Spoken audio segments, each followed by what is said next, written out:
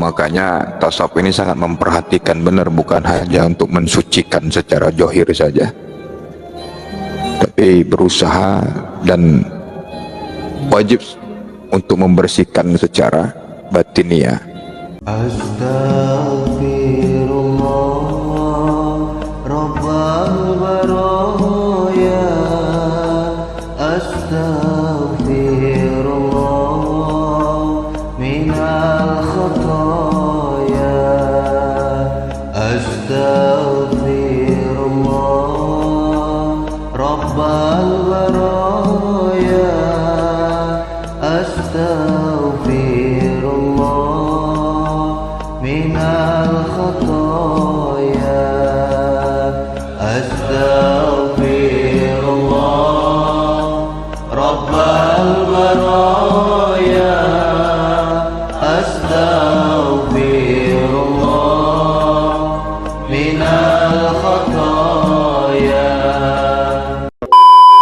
Bismillahirrahmanirrahim. Assalamualaikum warahmatullahi wabarakatuh. Alhamdulillahi wa kafa, salatu wassalamu ala sayyidina Muhammadin al-Mustafa wa ala alihi wa ashabihi ahli sidqi wal wafa, amma ba'd.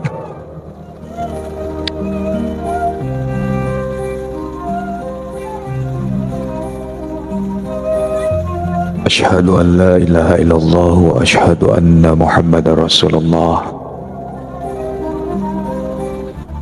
Allahumma salli ala nuril anwari wa sirril asrari wa tiryakil aghyari wa miftahi babil yasari sayyidina wa maulana Muhammadin al-Mukhtar wa alihi al-adhari wa ashabil akhyari adada ni'amillahi wa ifdali.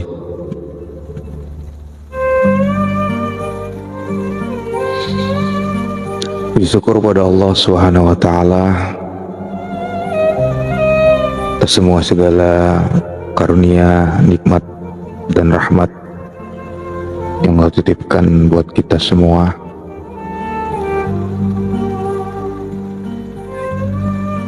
Yang wajib kita mensyukuri atas semua itu. Salam dan salawat mari kita hadiahkan kepada baginda Rasulullah Muhammad sallallahu alaihi wasallam. Assalamualaikum ya sayyidi ya Rasulullah. Allahumma salli ala sayyidina Muhammad wa ala ali sayyidina Muhammad.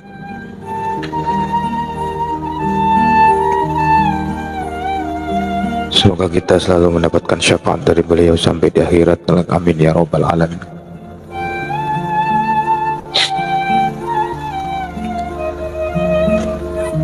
Para asatidz, para gus, para kiai, para habaib yang mungkin melihat acara kajian malam hari ini, mohon doa, mohon restu, mohon ridhonya. Para sahabat-sahabat saudaraku semuanya di mana saja berada, yang aku cintai, yang aku sayangi karena Allah, menyambung kaji kita yang kemarin tentang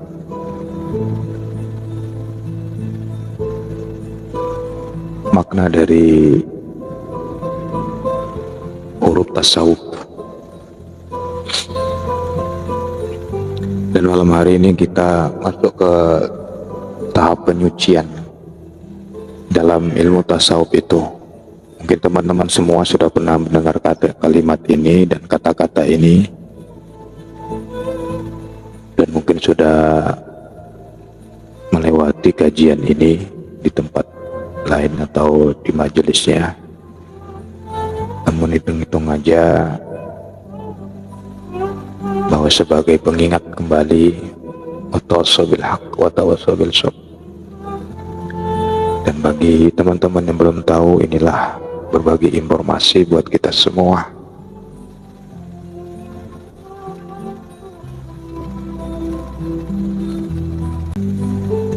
Teman-teman sekalian, di dalam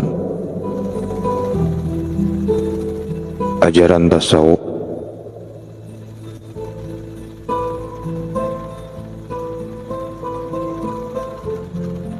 khususnya di tasawuf, tahapan-tahapan untuk menuju penyucian atau tahapan untuk menuju kepada Allah, pengenalan diri dan pengenalan pada Allah Subhanahu wa Ta'ala, yang harus dilewati adalah 3 tahapan ini. Sebenarnya bukan khusus tasawuf saja pelajaran 3 tahapan ini, tapi Islam juga. Ya, Islam memang, ajaran Islam ini memang mengajarkan 3 tahapan ini.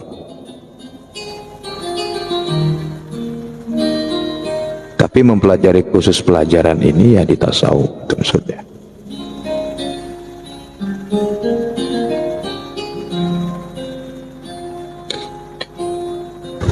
Jadi di dalam ajaran tasawuf, jika seseorang itu ingin mencapai makom yang kita katakan sempurna, kalau dalam tasawufnya wusul, di dalam perjalanan spiritualnya, maka seseorang itu harus menempuh 3 jalan ini.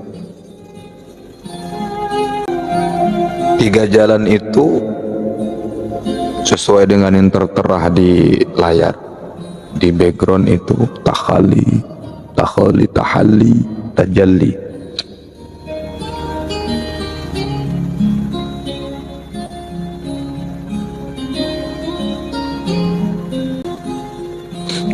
Apa itu takhalli? Takhalli ini adalah yang berarti membersihkan diri dari sifat tercelah, dari maksiat lahir dan maksiat batin. Apa itu maksiat lahir? Maksiat lahir itu adalah yang melahirkan kejahatan yang merusak seseorang dan seluruh masyarakat. Sedangkan maksiat batin itu adalah lebih berbahaya lagi, karena tidak terlihat dan biasanya tidak disadari dan sulit dihilangkan. Itu makanya tasawuf ini sangat memperhatikan benar, bukan hanya untuk mensucikan secara zahir saja, tapi berusaha dan wajib untuk membersihkan secara batiniah. Maksiat batin itu adalah pembangkit maksiat lahir dan selalu menimbulkan kejahatan-kejahatan baru yang diperbuat oleh anggota badan manusia.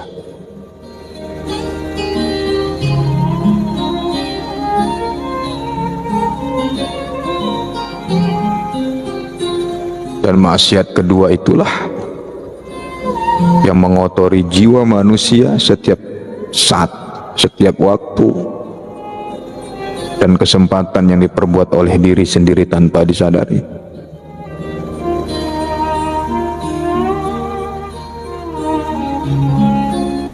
Dan semua itu merupakan dinding atau hijab yang membatasi diri dengan Tuhan.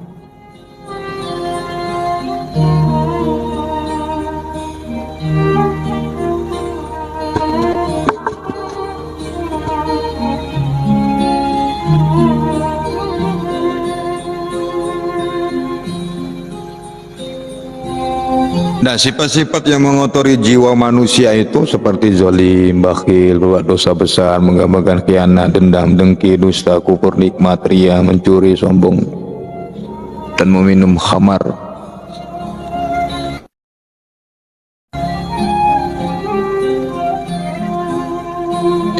Maka takhalli ini berarti juga melepaskan diri dari akhlak tercela itu.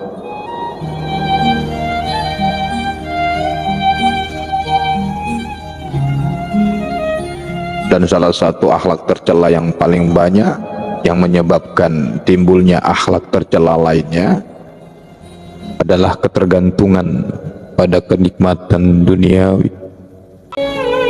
Takhalli juga itu berarti melepaskan diri dari akhlak yang tercela itu.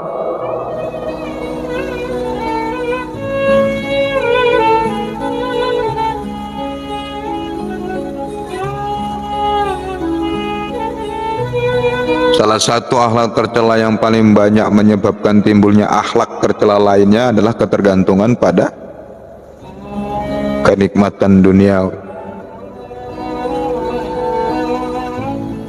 Nah, bagi orang kaum sufi yang dianggap tukang hayal, ya, membersihkan diri sifat-sifat tercela itu dipandang penting, karena sifat-sifat ini merupakan najis maknawi, najasa ma'nawiyah, najasa ma'nawiyah.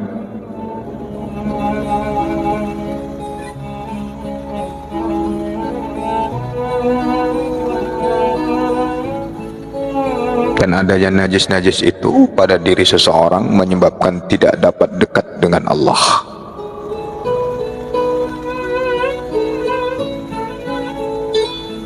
Qad aflaha man zakkaha. Sungguh beruntungnya orang-orang yang mensucikan jiwanya. Wa qad khabba man dassaha. Dan sungguh merugi orang yang mengotori jiwanya.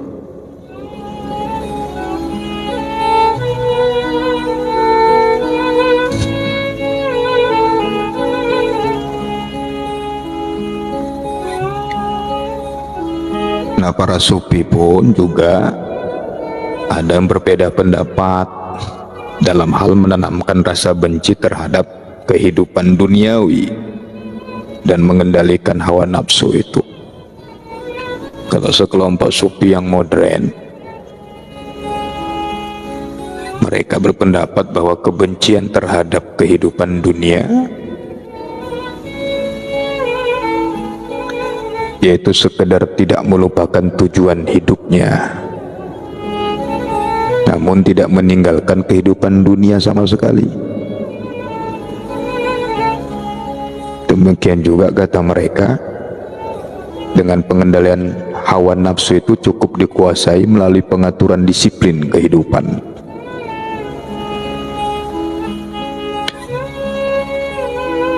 Nah, golongan ini menurut sekelompok sufi modern tetap mementingkan dunia. Dia tetap mementingkan dunia sekedar kebutuhannya dengan mengontrol dorongan nafsu yang dapat mengganggu stabilitas akal dan perasaan.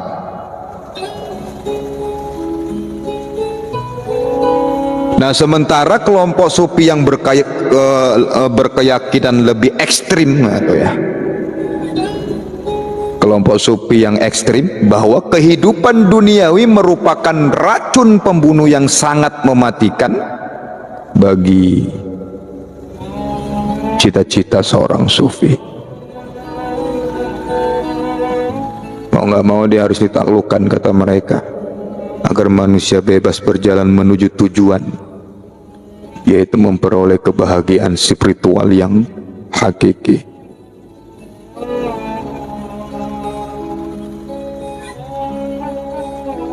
Jangan ngikut yang mana aja, monggo,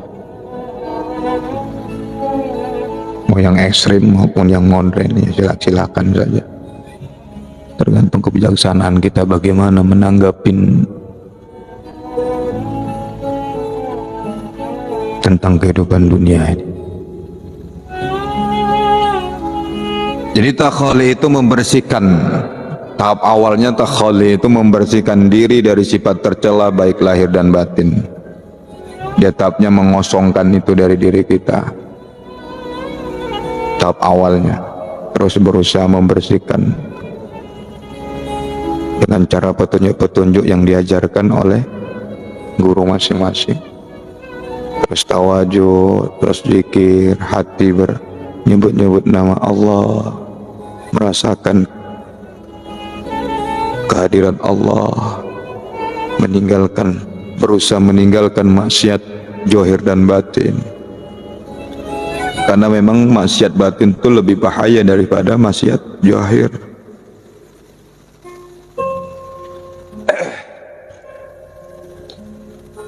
Nah, setelah dia sudah bisa mengosongkan di tahap takhali itu, masuklah kepada tahap yang kedua, namanya tahalli. Apa tahalli itu? Upaya menyempurnakan diri dengan akhlak yang terpuji, Kalau takhali tadi menyingkirkan akhlak-akhlak yang tidak terpuji, mengosongkan itu semua dari diri kita baik zahir dan batin. Dan tahalli ini adalah pengisiannya,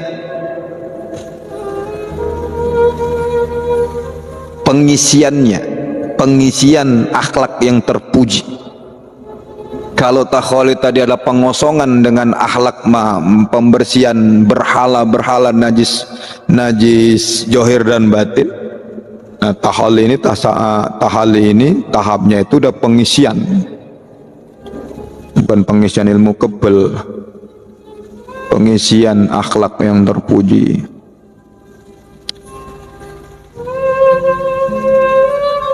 Bukan pengisian sosok.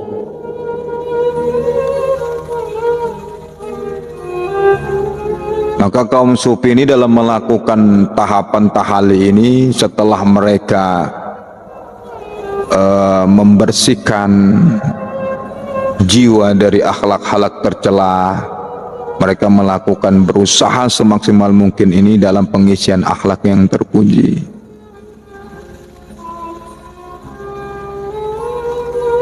Tahalli ini juga mengartikan memikat diri dengan jalan, membiasakan diri dengan perbuatan baik sekecil apapun itu.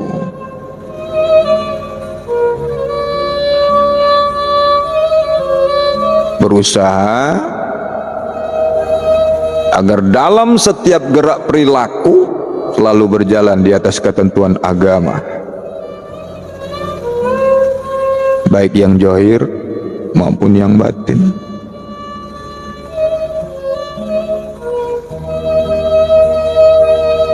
Apa kewajiban yang bersifat zahir itu?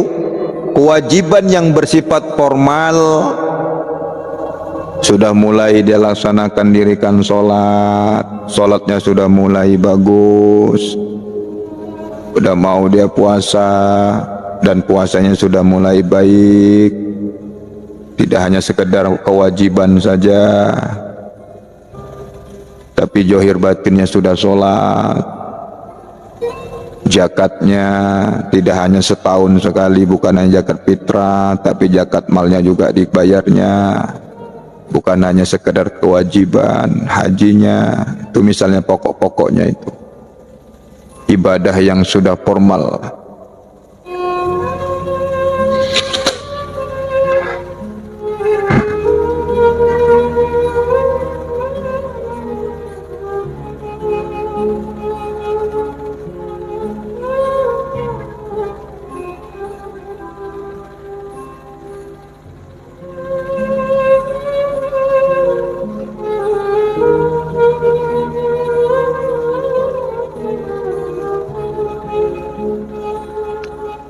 Adapun kewajiban yang bersifat batin itu, ya termasuklah dia iman.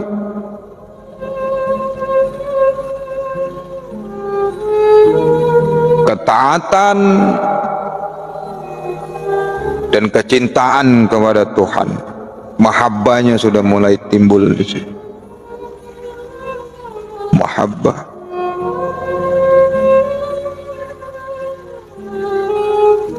Tahalli ini tahap pengisian jiwa yang telah dikosongkan pada tahap tahalli tadi.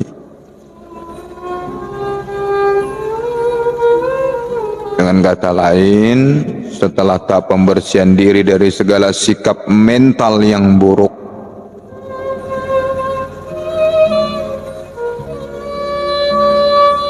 dapat dilalui dengan tahalli tadi. Dan usaha itu harus berlanjut. Terus ke tahap berikutnya, itulah yang disebut tahalli. Setelah pengosongan dari sifat-sifat tercela, akhlak yang buruk, tak punya adab, masuk dia tahalli ini. Udah mulai adabnya, udah mulai bagus, udah mulai baik, gak kemaruk, ya. Udah mulai sayang dia kepada siapapun, bahkan kepada orang yang benci kepadanya. Udah mulai dia menghormati. Yang dulunya suka caci maki habaib, caci maki kiai, caci maki guru, sudah mulai berkurang caci makinya. Udah pengosongan dari dirinya.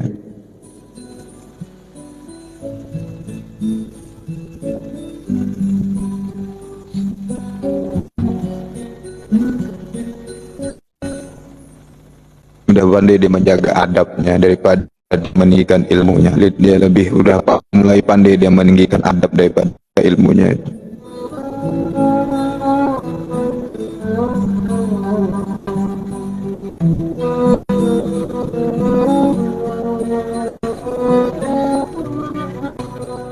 Kalau dulu sepele sama orang, sekarang udah berkurang.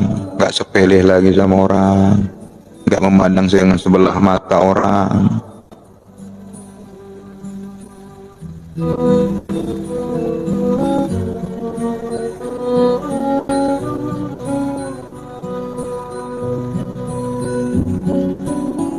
Ya.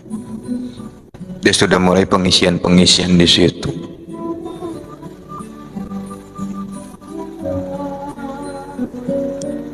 Sebab apabila suatu kebiasaan telah dilepaskan, tetapi tidak ada penggantinya, maka kekosongan itu dapat menimbulkan frustasi, kawan. Gimana udah tahu oleh sifat buruknya udah dikosongkannya, nggak dimasukkan tahalli, frustasi.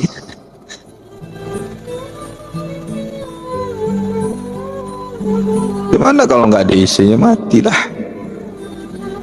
Maka oleh karena itu, ketika kebiasaan lama ditinggalkan, harus segala sesuatu itu diisi dengan kebiasaan yang baru, yang lebih baik, lebih semangat lagi, nggak suka ngeluh.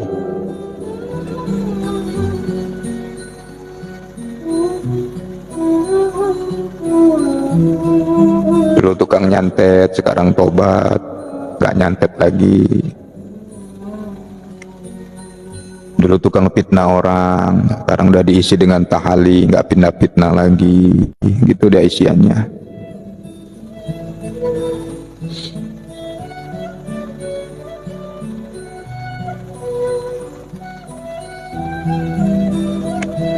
Allah Subhanahu wa taala berfirman, mari dengarkan dengan iman.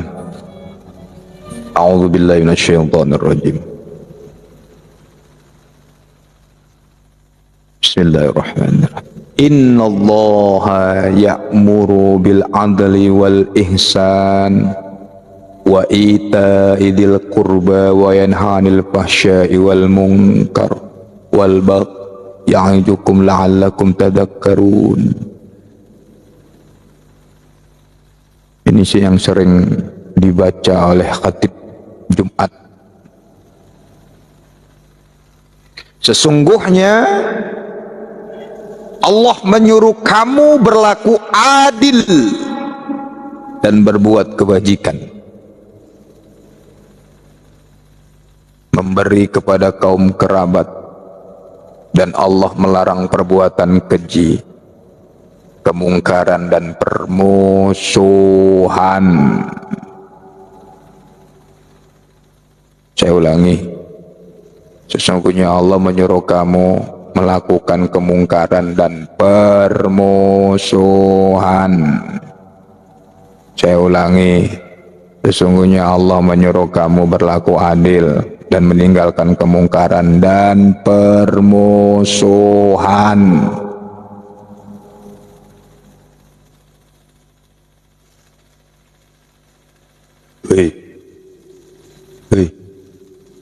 Allah melarang, menyuruh kamu meninggalkan permusuhan.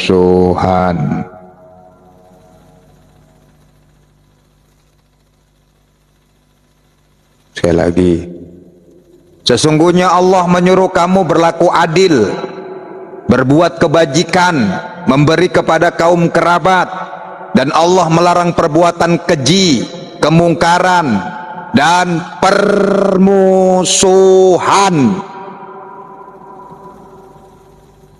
Tiap Jumat dibaca khatib nih, di khutbah yang kedua.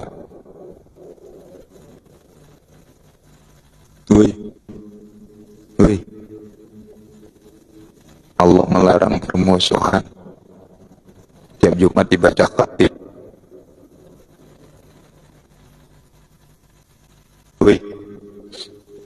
Bangkit, jangan tidur lama-lama.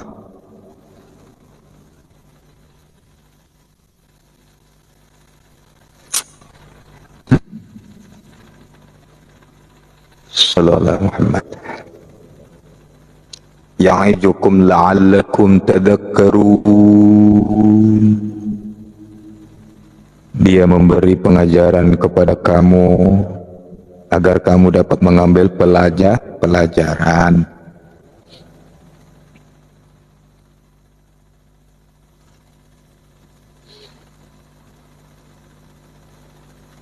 Udah jelas tuh, nggak perlu tafsiran lagi itu udah. Nanti buka Al-Qur'annya di surat An-Nahl ayat 90.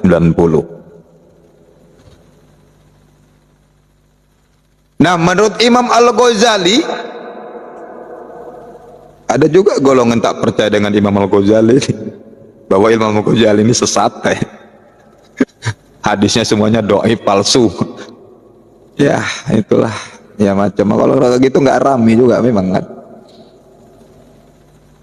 Kalau nggak ada insat-nyesat kan nggak rame dunia ini, perannya masing-masing. Itu tadi kata Allah apa? Tadakkarun, supaya kita dapat mengambil pelajaran.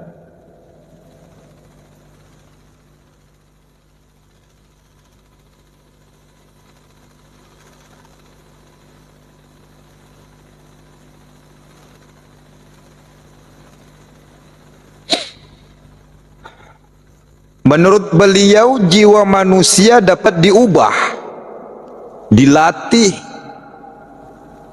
dikuasai, dibentuk sesuai dengan keinginan manusia itu sendiri.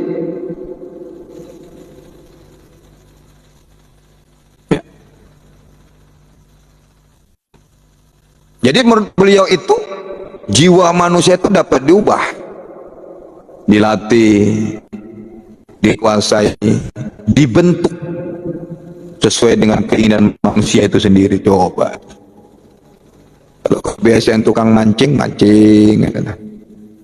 sampai di dalam kubur pun mancing tuh biasa. Kalau biasa dunia ini baca yasin, tawasulan, zikir, nanti di alam kubur itu juga terdengar sama orang yang diberikan kelebihan oleh Allah itu. Di kuburan kita itu terdengar yasin ya. Peristiwa yang dialami oleh ya Allah yarham Abu Guru sekumpul. Beliau itu waktu memburu burung mendengar kuburan, di kuburan itu ada suara la ilaha illallah.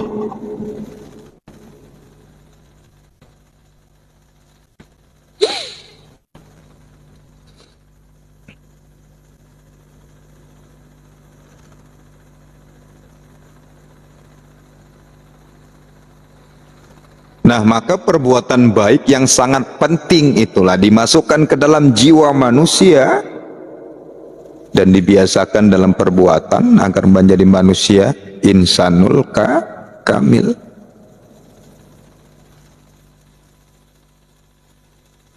Kalau kebiasaan tukang ngomel, tukang merepet sama suaminya, nah, sampai di kubur merepet aja gitu. Kedengar repetan di dalam kubur tuh.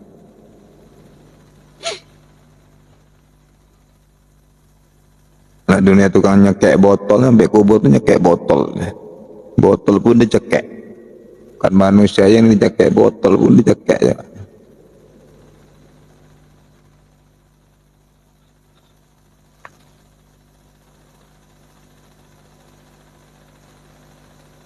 Apa perbuatan baik itu? Itu makanya langkahnya itu bagi orang sufi, perbuatan baik itu antara lain adalah taubat. Ya ayyuhalladzina amanu tubu ilallah taubatan nasuha.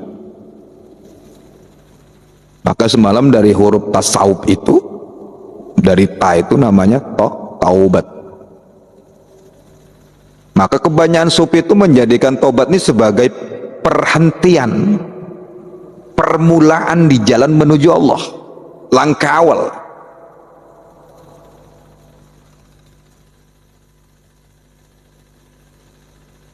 Langkah awal taubat.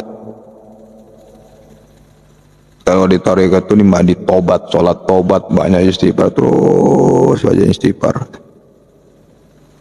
Itu langkah awalnya pintu taubat itu.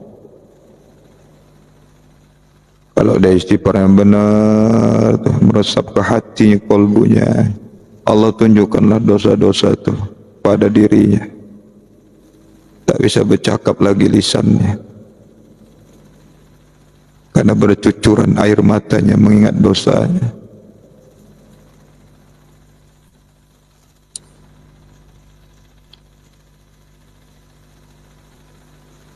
Pada tingkat terendah, tobat itu seputar dosa yang dilakukan anggota badan. Tobat dari maksiat badan. Kemudian pada tingkatan menengah, tobat itu mencakup pangkal dosa-dosa, dengki, sombong, riya.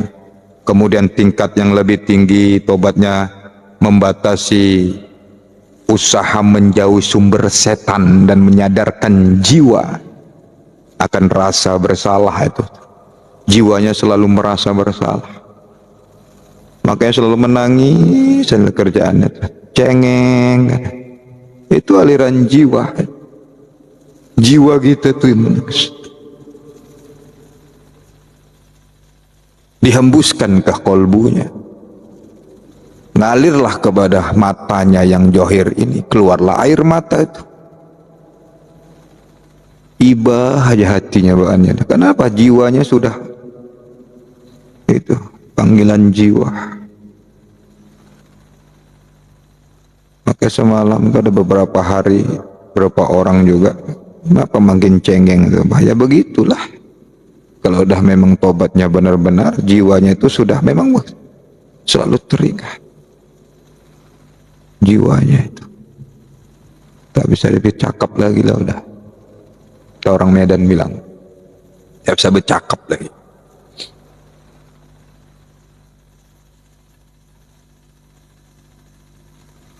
Merasa bersalah juga, sadar jiwanya. Jiwa yang sadar itu selalu nangis. Ya nangis itu, jiwa yang nangis itu, jiwa yang sadar itu bukan berarti selalu memang, tidak selalu air matanya itu keluar di mata johirnya. Kadang nangisnya itu di dalam, karena mungkin ada orang kan sifatnya malu gitu kan.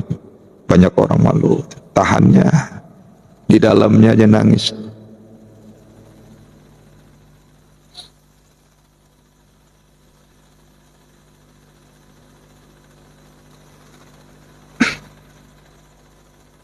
Pada tingkatan terakhir, taubat berarti penyesalan atas kelengahan pikiran, goplah itu bahasanya, goplah yang selama ini lalai, lupa. Itu goplah itu lupa kepada Allah. Itu tingkatan yang tertinggi, taubat yang tingkat tertinggi itu pada tahapan terakhir.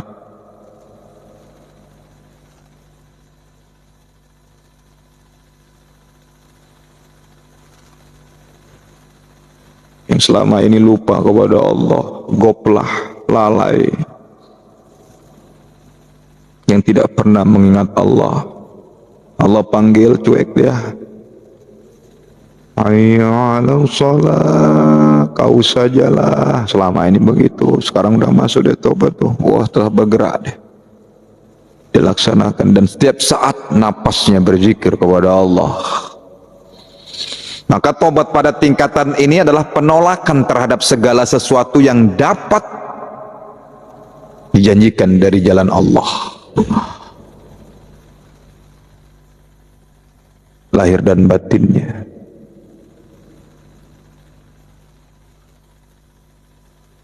Nah, Imam Al-Ghazali itu membagi tobat itu menjadi 3 bagian. Pertama, meninggalkan kejahatan dalam segala bentuk dan beralih pada kebaikan karena takut terhadap siksa Allah. Kemudian yang kedua, tobatnya beralih dari satu situasi yang sudah baik menuju situasi yang lebih baik lagi. Nah, kalau dalam tasawuf inilah yang disebut tingkatan dengan inabah. Kemudian yang ketiga, kata beliau, kata Imam Al-Ghazali, tobat itu rasa penyesalan yang dilakukan semata-mata karena ketaatan dan kecintaan kepada Allah. Jadi bukan karena takut siksa lagi, bukan karena dia tobat kepingin masuk surga, tapi memang lillahi ta'ala, karena kecintaannya kepada Allah.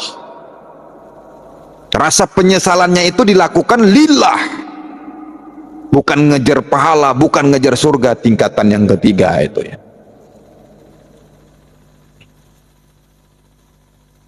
Dan itulah yang disebut taubah. Kemudian perbuatan baik itu selain tobat, khauf dan raja. Khauf itu berjalan seimbang, raja itu saling mempengaruhi. Kemudian yang ketiga kata Imam Al-Ghazali, juhud, perbuatan baiknya itu ketidaktarikan pada dunia dan harta benda, sekedarnya saja. Dan juhud ini terbagi tiga. Juhud yang terendah, menjauhkan diri dari dunia agar terhindar dari hukuman di akhirat. Kemudian menjauhi dunia dengan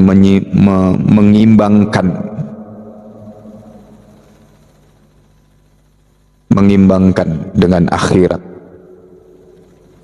Kemudian yang ketiga, juhud yang ketiga itu makom tertinggi, mengucilkan dunia, bukan karena takut atau karena berharap, tetapi karena cinta kepada Allah.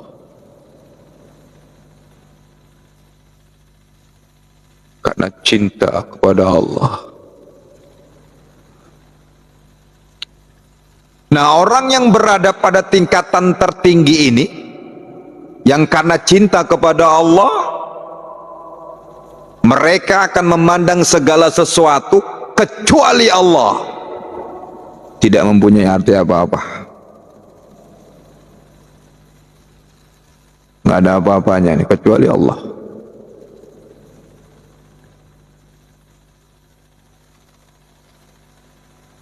Kenapa? Karena mereka menganggap hawa nafsu dunia itu menjadi sumber kerusakan moral.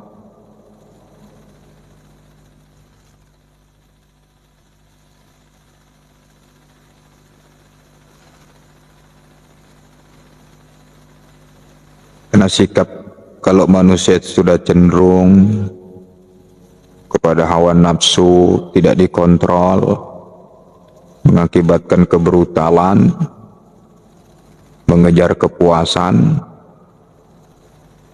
dorongan jiwa yang ingin menikmati kehidupan dunia itu akan menimbulkan kebingungan antara manusia dengan Allah. Penting ibadah, pentinglah sholat, kemudian sabar, tingkatan baiknya, kemudian ridho, dan yang terakhir tahapan bagi tasawuf setelah melewati takhalli, penyingkiran sifat-sifat yang tidak terpuji, kemudian diisi dengan diisi dengan sifat-sifat akhlak yang terpuji baik lahir dan batin, maka masuklah dia kepada tahapan tajalli. Tajalli ini juga disebut dengan fana, baik fana asma, fana sifat, fana'u af'al, fana'u zat. Jadi tingkatan yang sudah lebur, tahapannya yang ketiga ini tajalli, hilangnya hijab atau dinding dari sifat kemanusiawian. Cengar-cengir aja orang sampai tajalli, tahu cengar-cengir? Senyum, nyengar-nyengir gitu. Apapun terjadi dengan kehidupan dunia ini, udah cengar-cengir, nggak peduli. Yang dia pandang hanya Allah, yang dia lihat hanya Allah. Pelongok-pelongok gitu. Itulah itu pelongok-pelongok gitu. Tapi hatinya terus nyambung. Pelongok-pelongok itu bukan berarti orang yang sudah sampai tajalli ini bukan benci kepada makhluk, enggak, malah mahabbah. Mahabbahnya, karena mahabbahnya itulah mahabbahnya kepada Allah, mahabbahnya kepada Rasulullah, dan tercurahkan kepada alam. Pandangannya mahabbah. Mau dibilang orang gila nggak peduli deh, mau bilang sesat.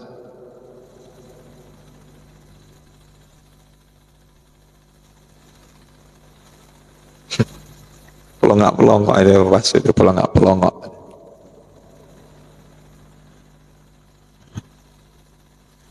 Dan orangnya yang begini udah sampai sini, orangnya suka jalan-jalan, jalan kemana gitu silaturahim, nanti ke tempat yang dia rasa enak dan rasa dia yang sir dia itu bisa disinggahin, dia singgah itu. Orang begini udah sampai tajalli begitu. Tapi kalau dia rasa mau singgah di sini rasanya nggak enak, dia nggak mau gitu. Dia singgah itu mereka itu hanya singgah kepada di mana tempat wadah atau rumah silaturahmi itu yang enak, yang punya rumah itu lapang dadanya. Mereka pasti singgah. Ya singgah kita ya duduk, cengar, cengir, cerita gitu dah, nanti pulang gitu. Gitulah mereka itu. Karena mereka ingin, maksudnya itu bersilaturahmi, ingin menjumpai saudaranya yang satu rasa, yang sama-sama berjuang dulu dengannya, yang ruhnya itu sudah nyambung dan sama-sama juriah Rasulullah secara rohani. Kalau enggak tak mau deh itu.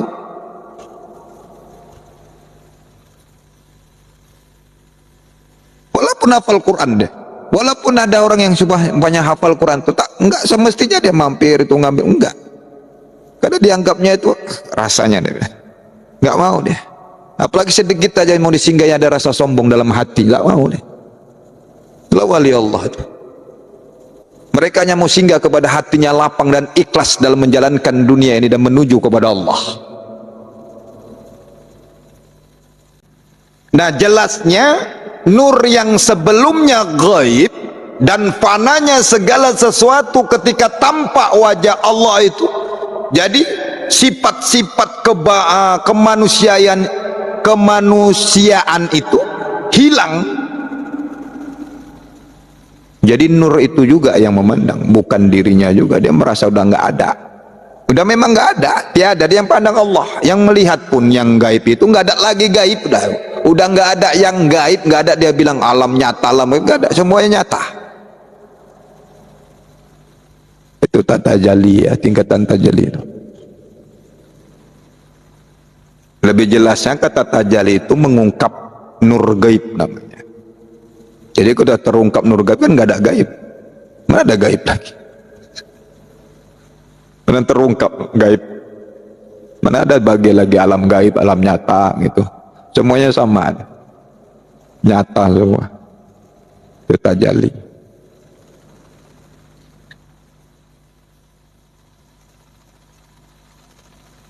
Maka agar hasil yang telah diperoleh jiwa ketika melakukan takhalli dan tahali tidak berkurang, maka rasa ketuhanan itu perlu dihayati lebih lanjut terus. Enggak berhenti mentang-mentang udah membersihkan sifat, udah tobat tuh berhenti terus dia berzikir. Enggak. Kalau dia berhenti terus berhubungan dengan Allah, berkurang dia. Terus berjalan. Rasa ketuhanannya itu terus berjalan, penyambungan dilanjutin, bukan mentang-mentang aku udah tahap tajalli nih berhenti begitu, turun lagi lah dia ke takhalil lagi, ngulang dari awal, kotor lagi hatinya, jiwanya, pikirannya, jatuh lagi ke bawah, capek-capek dia membersihkan hati itu. Sampai merangkak ya. Kopi pahit sudah diminum, teh pahit sudah diminum, kena petir hujan batu, ludah, fitnah, miskin, sakit, udah dilewati, ngulang lagi. Capek lah. Harus berlanjut. Kebiasaan dilakukan dengan kesadaran dan rasa cinta, dengan sendirinya akan menumbuhkan rasa rindu pada Allah. Semuanya itu adalah kesadaran, kebiasaan yang dikerjakan dengan rasa cinta. Maka dengan sendirinya Allah akan terus mengantarkan, menunjukkan kepada ditumbuhkannya rasa rindu kepada Allah. Ya. Apa dasarnya tajalli ini? Ada dalilnya. Tasawuf itu jangan dikira keluar dari Quran dan hadis. Bilang lagi tasawuf ini bukan ajaran Islam. Bilang lagi orang-orang sufi itu adalah orang-orang yang tukang hayal. Ini masuk, ini biar aku terangkan.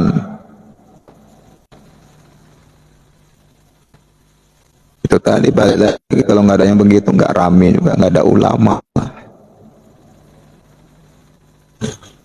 Apa kata Allah? Lihat nanti di surat Nur ayat 35. Di surat An-Nur ayat 35. Allahu nurus samawati wal ard. Mathalu nuri kamishkati fihi misbah. Al-misbahu fir zujajah. Az-zujajatu ka'annaha kawkabu durriyyu qadu min syajarah mubarakah zaitunati la syarqiyah wala gharbiyah yakadu zaituha yudhi'u walau lam tamsashu nar nurun ala nurin yahdillahu linurihi may yasha' wa yadribullahu amthala linnas wallahu bikulli syai'in alim.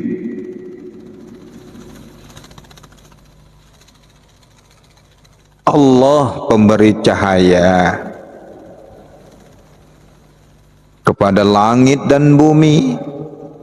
Perumpamaan cahaya Allah adalah seperti sebuah lubang yang tak tembus, yang di dalamnya terdapat pelita besar.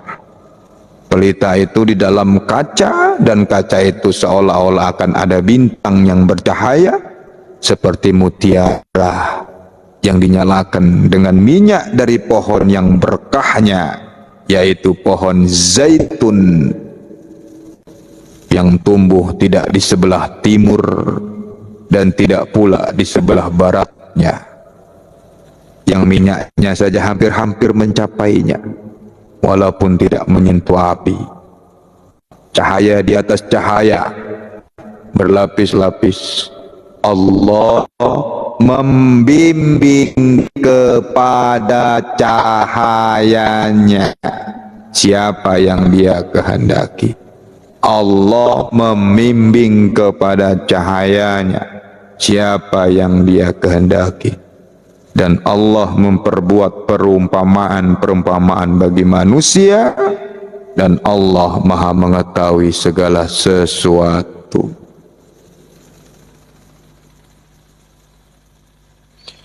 Nah, sahabat-sahabatku yang Allah muliakan, setiap orang-orang yang ingin memasuki tahap ini, misalnya pada calon sufi lah, ataupun orang-orang yang ingin masuk ke dalam belajar tasawuf dan memasuk melalui thariqah, itu perlu mengadakan latihan-latihan jiwa, berusaha membersihkan dirinya dari sifat-sifat tercela, mengosongkan hati dari sifat-sifat hati penyakit, dan melepaskan segala sangkut paut dengan dunia. Setelah itu mengisi dirinya dengan sifat-sifat terpuji. Segala tindakannya selalu semua adalah diniatkan ibadah kepada Allah, memperbanyak zikir, menghindarkan diri dari segala yang dapat mengurangi kesucian diri, baik lahir maupun batin. Nah, jalan menuju Allah menurut tasawuf ataupun kaum sufi ada dua usaha. Pertama mulazamah, selalu berzikir. Kedua mukhallafah, selalu menghindarkan diri dari segala sesuatu yang dapat melupakan Allah. Ya.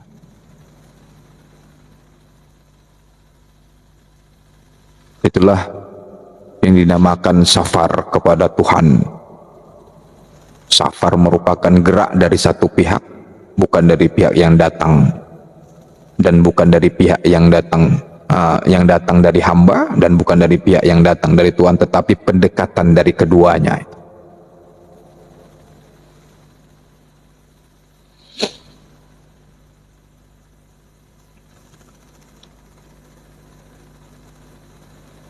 Maka di dalam thariqah, dalam perjalanan untuk menuju misalnya salik ataupun menuju kepada kesulukan di dalam tasawuf itu, itulah yang disebut dalam pelajarannya muratabatut thariqah.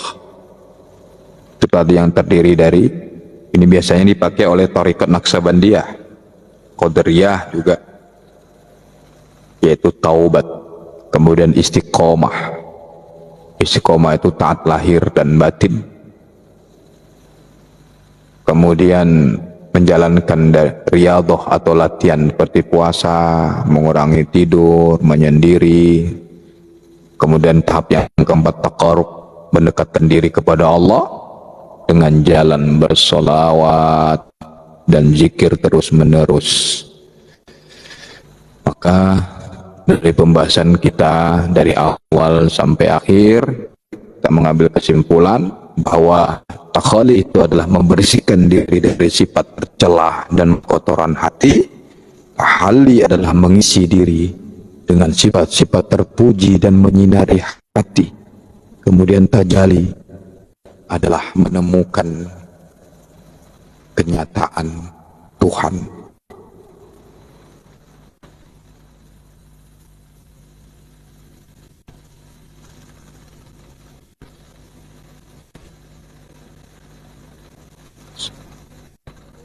Sebagai penutup jumpa kita malam hari ini, ada satu kalimat yang bisa kita renungkan bersama. Ada seorang guru mursyid, beliau pernah mengatakan, selesaikan segala masalah dengan bijaksana, ibarat menarik rambut dalam tepung.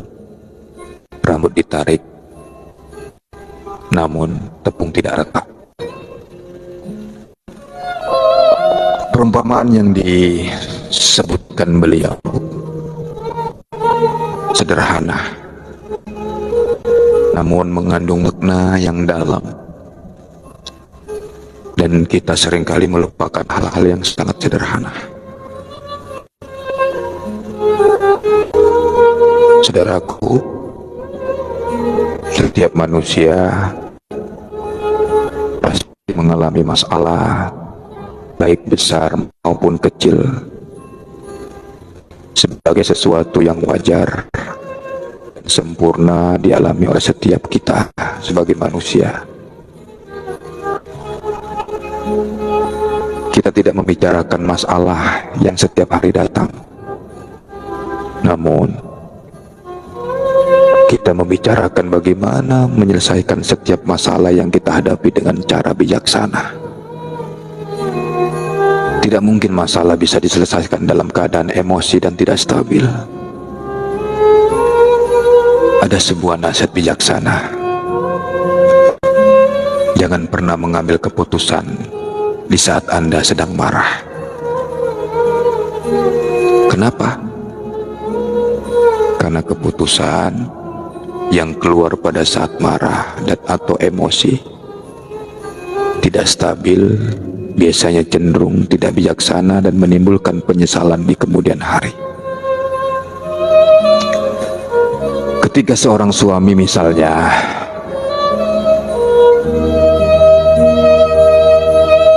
marah dengan istri, maka dengan mudah dia mengucapkan kata talak, cerai. Begitu juga istri dalam keadaan marah tanpa berpikir panjang, dengan mudah pula ingin meninggalkan suaminya.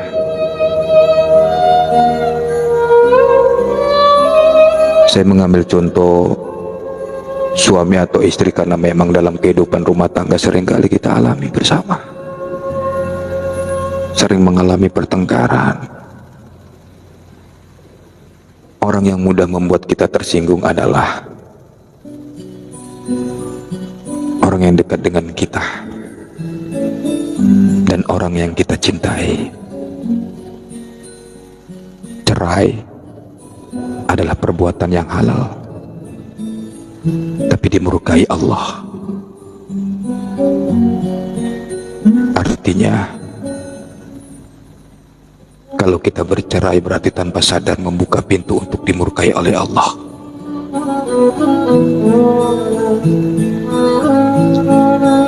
Tidak ada masalah yang tidak bisa diselesaikan, saudaraku. Itulah prinsip yang harus kita pegang dalam hidup. Sehingga ketika kita mengalami masalah, maka yang kita lakukan bukan lari dari masalah, akan tetapi dengan bijaksana dan dengan kepala dingin berusaha menyelesaikan masalah.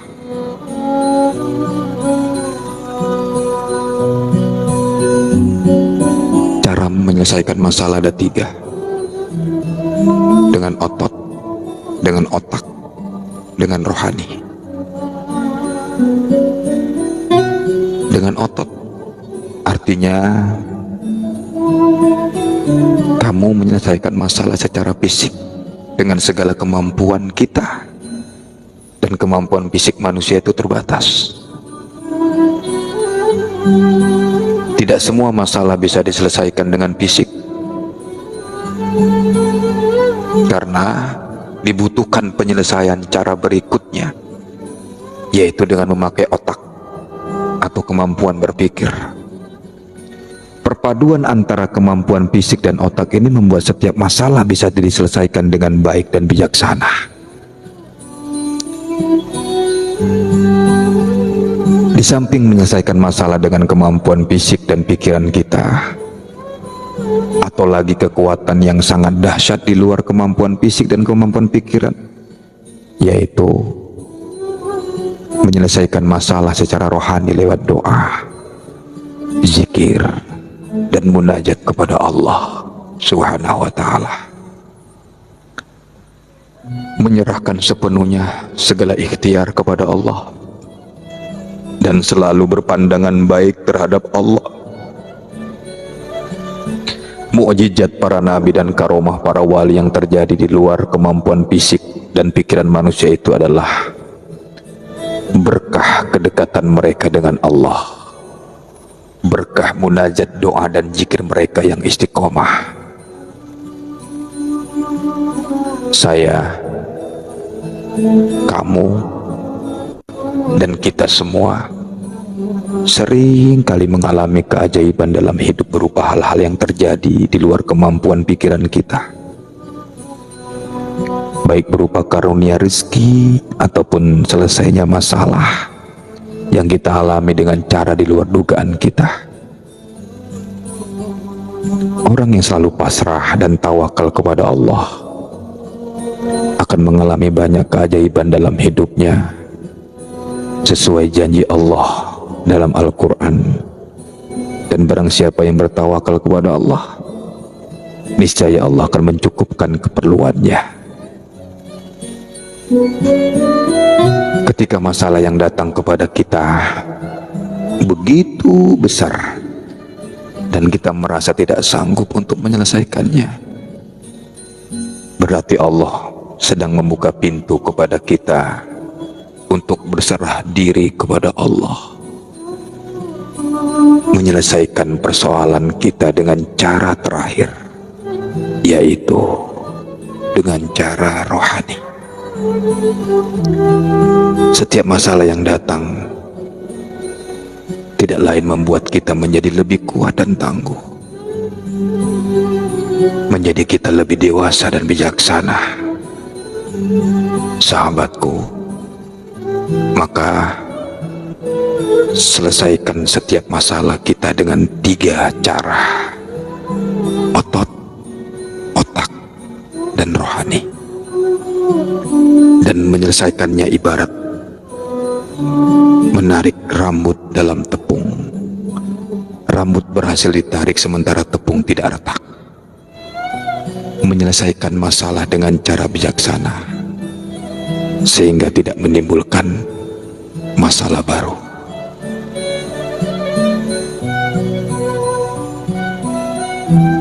Saudaraku, jika kau tidak mengalami kesulitan dan penderitaan, maka engkau tidak akan dapat memperoleh ilmu.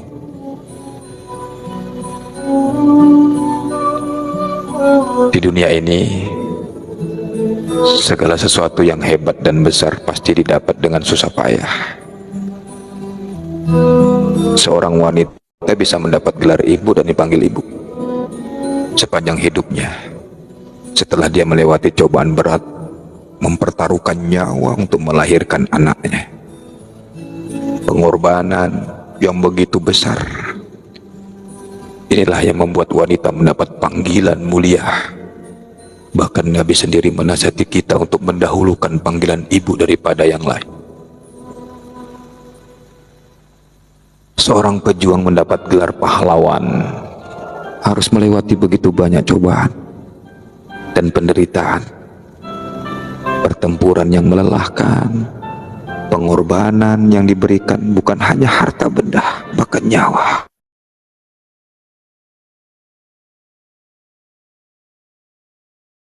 Dalam kehidupan sehari-hari, perjuangan yang berat untuk mendapatkan sesuatu yang besar atau yang lebih baik sudah bersifat alamiah.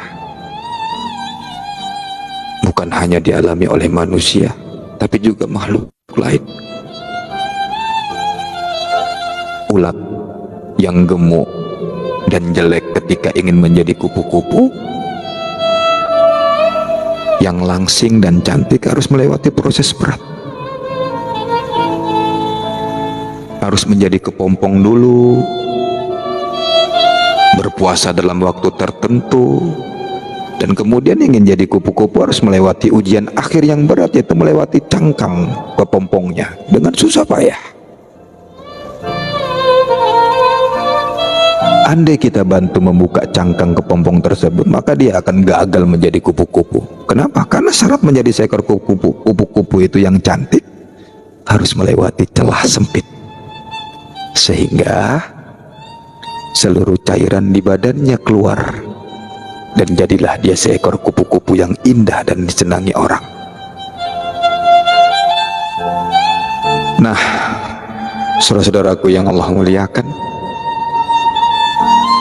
seorang yang menyatakan diri menjadi murid kepada guru tentu harus melewati cobaan-cobaan, sehingga dia bisa sampai kepada makom tertentu. Cobaan tersebut baik diberikan langsung oleh gurunya maupun berasal dari alam. Kadang seorang guru membuat jengkel muridnya, itu hal yang disengaja oleh guru untuk menjaga hati muridnya. Kadang gurunya berbuat yang aneh-aneh supaya muridnya buruk sangka atau tidak terhadap gurunya. Kadangkala orang dicoba dengan harta, Tuhan mengambil hartanya sehingga dia menjadi miskin. Bagi seorang yang benar-benar mencintai Tuhan, kemiskinan tidak menyurutkan kakinya untuk terus melangkah menggapai cintanya.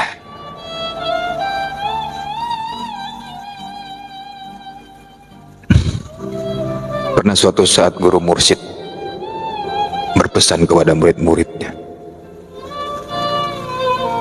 sebenarnya apa yang dicari manusia sehingga dia mau melewati berbagai macam derita? Semuanya diam, tidak ada yang bisa jawab. Kemudian beliau melanjutkan, yang kita cari adalah telik kasih Allah. Itu yang paling berharga. Karenanya, kata beliau, kalau kalian di sini berniat ingin kaya, dan ingin mendapatkan keramat atau tujuan lain, kepingin kasyaf, pingin buka praktek untuk jadi dukun, pengobat, kata guru mursyid tersebut, maka kalian tidak akan bisa bertahan. Niatnya harus karena Allah.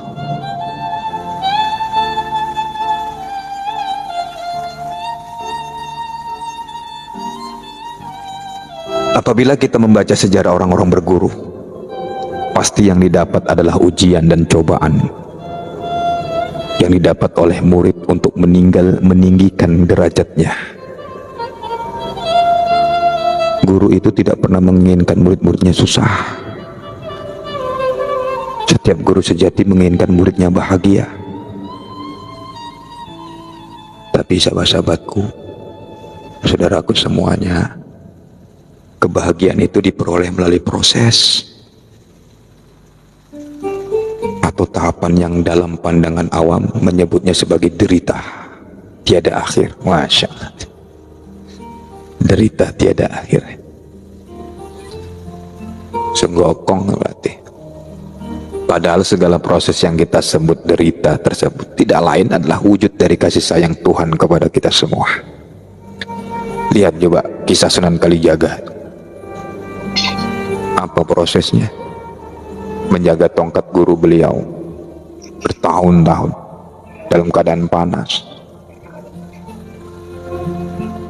dingin, lapar, dahaga.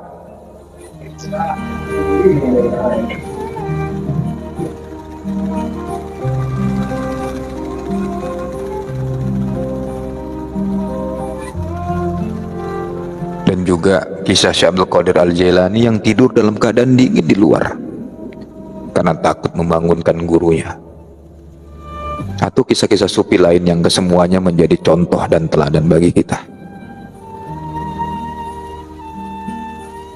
Nabi dan para sahabat beliau mengalami tekanan secara fisik dan mental di awal perjuangan menegakkan agama ini. Mengalami berbagai macam derita. Dan kesemuanya menjadikan Nabi dan para sahabat menjadi kuat dan menjadi manusia-manusia yang mulia di sisi Allah Subhanahu wa Ta'ala. Satu hal yang harus diingat bahwa Allah memberikan cobaan dan derita, dan Dia juga memberikan jalan keluar dari berbagai macam cobaan tersebut. Diperlukan ketabahan dan kesabaran serta semangat yang tinggi agar bisa melewati semuanya sehingga sampai ke tempat yang lebih baik. Guru mursyid dan guru-guru telah memberikan senjata ampuh kepada murid-muridnya yang merupakan warisan dari Nabi dan para wali, berupa kalimat Allah yang maha dahsyat, yang bisa mengatasi segala persoalan hidup. Tinggal bagaimana kita sebagai murid-murid mau dengan tekun menggunakan senjata itu untuk menyelesaikan segala masalah hidup kita. Salah satu bentuk godaan atau serangan setan kepada manusia adalah diciptakan rasa putus asa kepada kita. Dengan putus asa tersebut, kita akan berhenti melangkah, bahkan mengambil jalan pintas yang membuat kita terlempar dari jalan Tuhan. Oleh karenanya,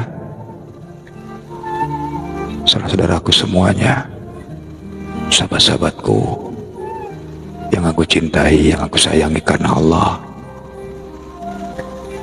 apabila mengalami persoalan hidup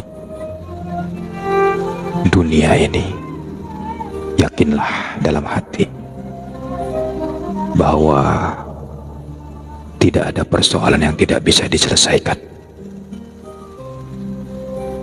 Jangan merasa sendiri ketika kau punya guru mursyid. Gurumu akan selalu mendampingimu 24 jam. Kalau selalu 24 jam gurumu mendampingimu dan selalu berdoa bersamamu, sahabat Rasulullah akan selalu menghampirimu. Jangan merasa sendiri. Teruslah bermunajat kepada Allah